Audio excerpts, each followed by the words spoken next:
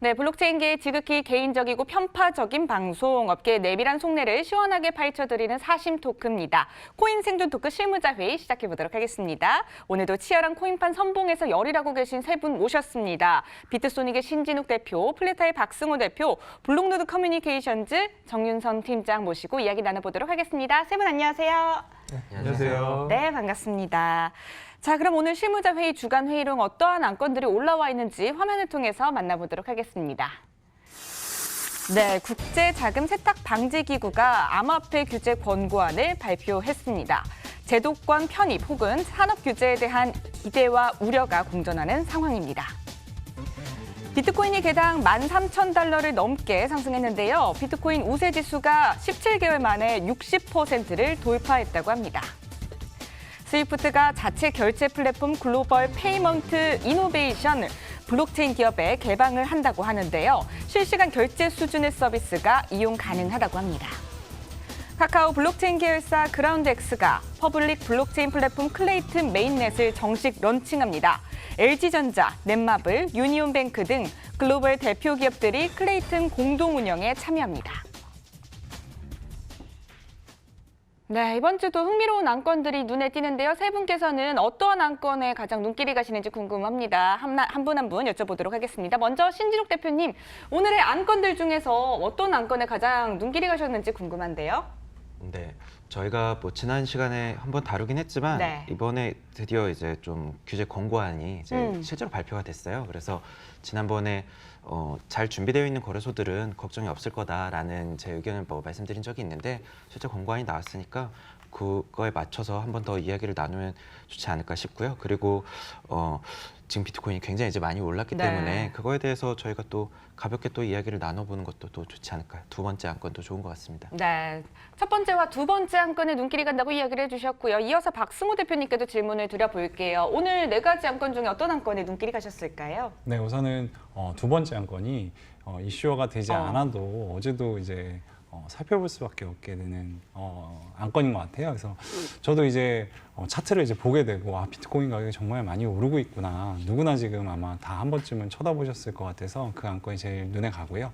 그다음에 이제 권고안이 새롭게 나왔는데 이 권고안 자체가 아마 앞으로 이 암호화폐나 블록체인 생태계에 영향을 분명히 끼칠 거라고 생각되기 때문에 이 부분은 다뤄봐야 된다고 생각합니다. 네, 비트코인이 정말 높은 가격 상승률을 또 보여주면서 이슈 몰이를 했던 것 같은데 이 안건에 대해서 그리고 또 두 분께서 또 똑같은 의견이시네요. 첫 번째 안건인 권고안에 대해서도 눈길이 간다고 해주셨습니다. 그럼 마지막으로 정윤성 팀장님께도 질문을 드려볼게요. 오늘 어떤 이슈에 눈길이 가셨을까요? 네, 뭐 다 눈에 띄는데 네. 우선은 특히 앞으로는 이제 독자적인 자기만의 길을 가겠다 이런 것들보다는 어떤 얼라이언스의 개념이 더욱더 좀 강해질 것 같습니다. 그러다 보니까 카카오표 블록체인의 클레이튼 공개가 있었는데 기존에서도 이제 클레이튼의 메인넷을 활용하려고 하는 블록체인 프로젝트는 굉장히 좀 많이 있었는데 우선 최근에 나왔던 거는 이제 블록체인 내에 있는 그런 그들만의 리그가 아니라 실제 현업에서 여러 가지 이슈가 되는 그런 부분들도 좀 같이 봤는데 최근에 지금 나왔던 거는 이제 LG전자라든지 아니면 셀트리온 그다음 넷마블 이런 글로벌 대표 기업들 같은 경우도 함께 한다라고 해서 기사가 좀 나오고 있어서 좀 눈에 띄고요. 특히나 기존에 있었던 어떤 메인넷에서 단순하게 이제 스타트업들 나오는 것들뿐만이 아니라 LG전자 같이 이제 어떤 백색 가전을 중심으로 했던 그런 IT 기업이라든지 아니면 셀트리온 같이 이제 바이오 전문 기업들 같은 경우도 과연 블록체인과의 어떤 실질적으로 현재 사업을 하고 있는 기업들과의 시너지 이런 부분이 상당히 좀 중요할 것 같고요. 앞으로도 실제로 기존에 활발하게 사업을 하는 곳과 블록체인이 융합이 돼서 실제로 어떻게 이제 탄생이 될 것인가 이런 부분에 대한 기대감도 상당히 좀 커져가고 있다라고 볼 수 있을 것 같고요. 아무래도 지금 자금세탁 방지 기구의 권고안이 나왔기 때문에 이 부분이 이제 암호화폐 시장과 블록체인 쪽에서 어떤 영향을 미칠 것인가 그 두 가지가 가장 관건이 될 것 같습니다. 네, 글로벌 기업들의 움직임이 눈에 띄고 있죠. 그와 관련해서 클레이튼의 이 안건에 대해서 네 번째 안건에 대해서 눈길이 간다고 해주셨고요. 또 첫 번째 안건이죠. 규제 권고안 발표에 관련해서 또 다뤄보면 좋지 않을까 이야기해 주신 것 같습니다. 세 분께서 공동적으로 또 픽해 주신 오늘의 안건을 그럼 공개해 보도록 하겠습니다. 오늘의 안건입니다. 국제 자금 세탁 방지 기구 암호화폐 규제안 발표, 변화에 대처하는 업계의 자세는 이란 주제로 코인 생존 토크 실무자 회의를 시작해 보도록 하겠습니다. 네, 규제안이 좀 발표가 됐고요. 또 핵심에 대해서 짚어보면 좋을 것 같습니다.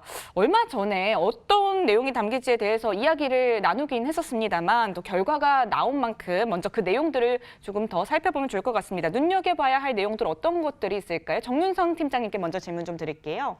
네. 순서가 갑자기 바뀌어갖고 네. 네, 네.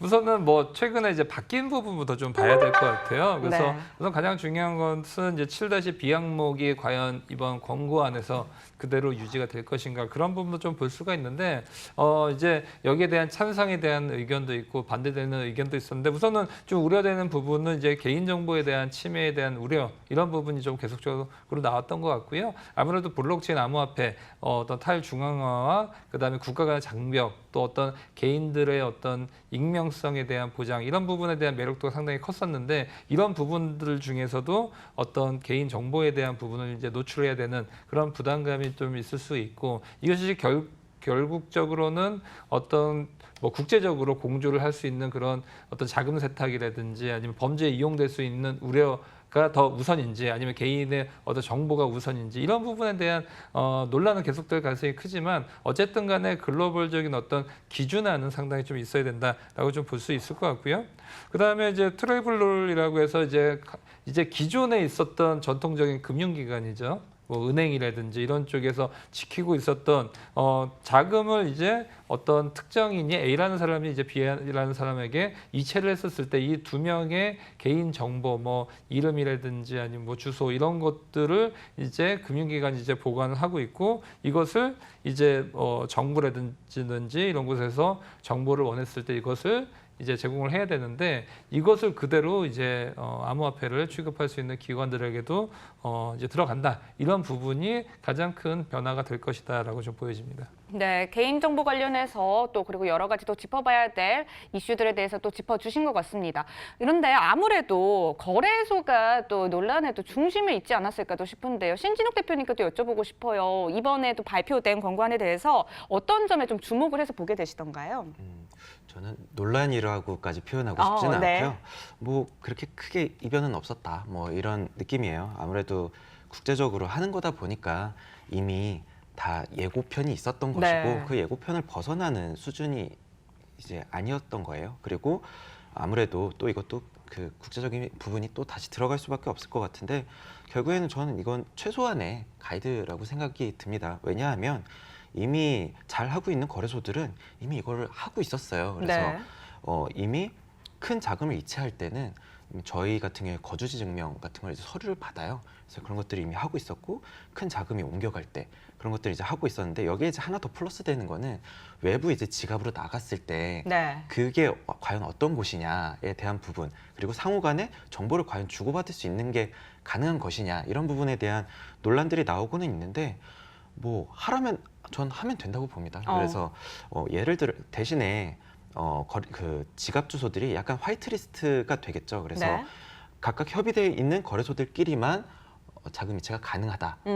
그리고 지갑의 경우에도 충분히 그런 것들이 가능하다고 봅니다. 그래서 그렇게 서로 연합을 만들어서 그 안에서만 자금이 오고 갈 수 있게 만들고 물론 이거는 중앙화된 거래소에서만 또 가능한 일이죠. 그래서 저희는 중앙화된 거래소이기 때문에 그 룰을 지키라고 하면 지키면 된다고 네. 이제 생각을 하고 있습니다. 그리고 그게 큰 폭으로 이제 바뀌지 않았다. 그리고 저희는 그 지갑에 관련된 주소나 그런 부분에 대해서 여러 가지 지금 솔루션들을 계속 구매를 하고 있기 때문에 네.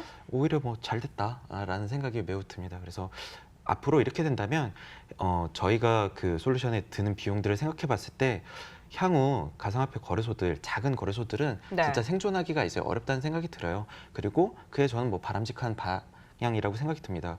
거래소가 누구나 만들 수 있는 게 굳이 라이센스 제도가 아니더라도 자본적으로 굉장히 많이 필요한 사업이 된다면 여태까지 이제 TV에서 뭐 3천만 원만 있으면 거래소를 만들 수 있고 뭐 사기를 칠 수 있고 이런 식의 기사들은 이제 사라질 수밖에 없기 때문에 네.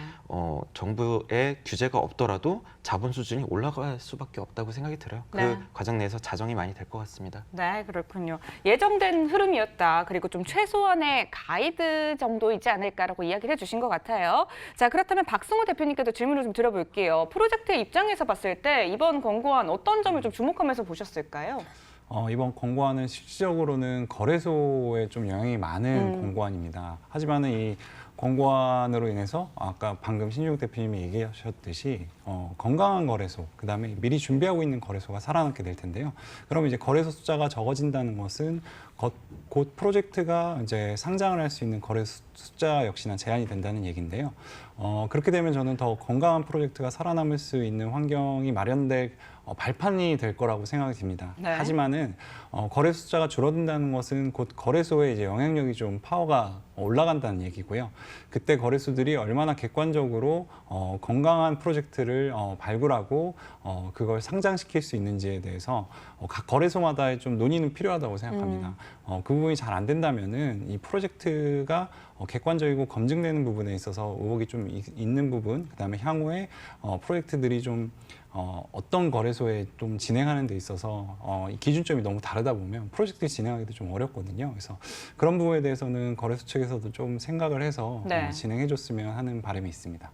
네, 발언까지 또 곁들여서 설명을 해주셨는데요. 자, 그렇다면 이제 규제 발표에 따른 영향에 대해서도 이야기를 나눠보면 좋을 것 같습니다. 그동안 암호화폐는 사실 법적인 테두리가 없는 상황에서 존재 자체에 대해서 명확한 규정이 없었다 이런 이야기들이 많았었는데 거래소가 방금 세 분께서도 이야기를 해주셨듯이 영향을 받긴 할 것 같습니다. 어떤 긍정적인 영향 또 부정적인 영향들이 있을 거라고 생각을 하시는지 신진욱 대표님 보시기에는 어떤 영향들이 있을까요? 여태까지 이제 업계에서 이야기하는 것은 이제 정부에서 규제를 어느 정도 만들어줘서 그게 오히려 규제가 있다는 게 탄압하는 것이 아니라 네. 활성화를 위해 반드시 필요하다라는 목소리들을 다들 한 몸으로 이제 한 목소리를 냈었던 것 같아요. 근데 이제 그 규제 사항이 향후 이제 한국 정부가 어떤 수준으로 이제 받아들이고 여기에 이제 얼마나 플러스를 하느냐에 따라서 향후 방향성이 이제 달라지긴 하겠지만 너무나도 이제 필요한 일이었고 준비된 거래소들은 전혀 문제가 없을 거라고 생각이 듭니다. 그리고 네. 박승호 대표님이 향후 이제 거래소의 숫자가 줄어들면 이제 아무래도 거래소의 힘이 세지지 않을까라는 말씀, 우려를 이제 해주셨는데 지금 상황도 현재도 유사하다고 생각이 들어요. 왜냐하면 한국의 거래소들이 200여 개 있다고는 하지만 사실상 이름만 거래소이고 그런 거래소에 상장을 해봤자는 크게 의미가 없잖아요. 그래서 한국 내에서 이미 한 10여 개 안쪽에 거래소들 좀 네. 준비가 되어 있는 거래소들이 있기 때문에 아마 그 정도 수준 내에서 그러니까 커버가 되는 수준 내에서 아마 정부의 가이드도 발표가 되는 게 바람직하지 않나 기대를 조금 해봅니다. 예. 네, 그렇군요. 네, 권고안의 내용이 시장에서 또 필요한 사항들이 또 담겨져 있기 때문에 더 그닥 부정적인 영향보다는 좀 긍정적인 순기능들이 더 있지 않을까 또 이야기를 해주신 것 같습니다. 그래서 최근에 또 비트코인이 상승한 게요, 또 이 관련 규제안과 또 맞물려 있다 이런 이야기들이 또 들리고 있더라고요. 어떻게 이해하면 되는지 이 점에 대해서는 정윤성 팀장님께 좀 질문을 드려볼게요. 비트코인의 가격 상승과 규제는 어떻게 맞물려 있을까요? 네, 아무래도 뭐 비트코인의 상승, 그동안도 이제 비트코인이 이제 상승을 했었을 때는 어떤 수급적인 요인이 사실은 굉장히 컸습니다. 뭐 매도세보다 매수세가 더 세지니까 그동안 뭐 2017년도까지 상승장은 그런 식으로 됐다라고 보면 그 이후로 뭐 각 국가별로 어떤 제도적으로 이제 용인을 안 해주고 ICO에 대한 부분 뭐 국내에서는 안 된다 이제 이런 부분 때문에 상당히 좀 매도세가 또 강했었는데 최근에 이제 올라왔던 그런 부분을 보면 특히나 얼마 전에 보면 그 자금 세탁 방지 기구에서 지금 얘기했던 부분도 보면 암호화폐 사업자를 가상자산 서비스 공급자로 이제 정의를 좀 바꿨거든요. 그 얘기는 점차적으로 이제 국제적인 어떤 틀을 만들어 놓고 거기 내에서 암호화폐를 이제 어떤 특정한 이제 자산이라든지 특정된 어떤 서비스 이런 업체로서 어떻게 보면 이제 금융기관에 대한 준하는 그런 위치로서의 자격 또 자격을 주어지면 어떻습니까? 항상 또 거기에 대한 의무를 부여를 하죠. 그렇기 때문에 지금에 대한 자금 세탁 방지에 대한 권고안도 나오는 부분이라고 보기 때문에 오히려 이거는 이제 악재라기보다도 호재로서의 그런 부분 때문에 비트코인에 대한 상승에 대한 부분도 좀 탄력을 받지 않나라고 좀 볼 수 있을 것 같습니다. 네, 권고안이 또 이제 호재로 작용을 하면서 비트코인의 가격 상승을 또 이끌었던 것 같다고 얘기를 해주셨습니다. 자, 그렇다면 앞으로의 향방에 대해서도 한번 이야기를 나눠보도록 하겠습니다. 파장이 있긴 할 겁니다. 어느 정도로 예상을 하시는지 앞으로의 향방 어떻게 또 짐작을 해볼 수 있을지 이 점에 대해서 박승우 대표님께 질문을 드릴게요. 권고안이 나왔지만 이 권고안이 결국에는 각 국가에서 어떻게 받아들이고 어떻게 진행될지는 각 국가마다 다를 거라고 생각합니다. 그래서 각 국가에서 정의하는 시간들이 꽤 걸릴 것 같고요. 그리고 그게 정의됐다고 해도 물론 신juk 대표님이 이야기하신 대로 열심히 준비하고 있는 거래소도 있지만 그 거래소 간의 정보를 교환하는 게 가능하게끔 진행한다고 해도 시간하고 이 부분을 매칭하는 게 생각보다 시간이 오래 걸릴 거거든요. 그렇다면은 당장의 암호화폐 산업에 큰 영향까지는 권고안이 미치지는 않을 거라고 생각하지만은 그 시간 동안에 어떻게 준비하느냐, 그걸 얼마나 잘 준비하는 거래소 그리고 그에 대해서 대응을 얼마나 진행하는 프로젝트들이 살아남을 거라고 생각돼서 지금부터 그걸 준비하는 과정들을 잘 진행을 해야 될 거고요. 네. 준비하지 못한다면은 아마 빠른 시간 내에 영향을 미치지 않겠지만은 이 권고안이 실질적으로 발효될 때 또 한 번 어떤 프로젝트나 어떤 거래소들은 금방 뒤처지게 되는 상황들이 나올 거라고 생각이 듭니다. 네, 준비 그리고 대책이 필요한 상황이라고 이야기를 해주셨는데 그렇다면 어떤 점들을 거래소들이 좀 준비를 해야 될까요, 신진욱 대표님? 이런 가이드라인이 나오지 않더라도 네. 이미 금융회사에서 하고 있는 것들을 최대한 흉내를 내서 반영을 이미 할 필요가 있다고 생각을 해요. 저희 같은 경우에는 원화를 입출금하는 데 굉장히 많은 네. 정책들이 있습니다. 그래서 유저분들이 이제 불편해 하시는 부분들도 일부 있지만 정책이라는 것 그리고 지금 이 암호화폐에 관련돼서는 좀 네. 과하더라도 선제적으로 좀 해두지 않으면 향후에 더 큰 문제가 될 수 있기 때문에 저희도 안타깝지만 과도하게 하는 거예요. 그런데 어느 정도 실적이 좀 나고 있는 것 같아요. 저희 거래소 외에 다른 거래소들은 지금 원화 통장이 많이 막히고 있고 해소가 아직 안 되고 있는데 네. 저희는 그래도 계속 저희가 정말 말도 못하는 그 노력을 많이 하고 있거든요. 마찬가지로 이 자금 세탁 방지에 관련된 노력도 저희가 굉장히 많은 노력들을 하고 있습니다. 그래서 네.